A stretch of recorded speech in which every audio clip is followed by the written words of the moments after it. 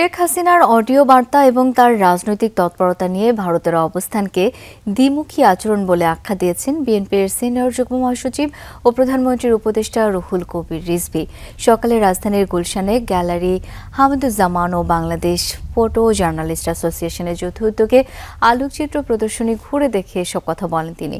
রিজভী অভিযোগ করে বলেন, ভারতপ্রেমী হলে অন্য দেশের দাগী পলাতক আসামির অপরাধও অগ্রাহ্য করে নয়াদিল্লি। সাম্প্রতিক সময়ে ভারত থেকে ছড়িয়ে পড়া শেখ হাসিনার বিভিন্ন অডিও বার্তা এবং ভারতের নানা অনুষ্ঠানে তার বক্তব্যের তীব্র সমালোচনা করেন তিনি।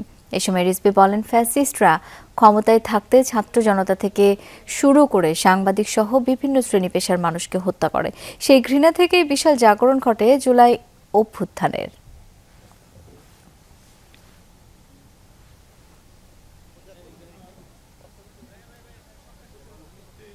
শেখ হাসিনার জন্য আপনাদের এত মায়া, এত কান্না, এত ক্রোকোডাইল টিয়ার্স আপনাদের চোখ দিয়ে ঝরছে।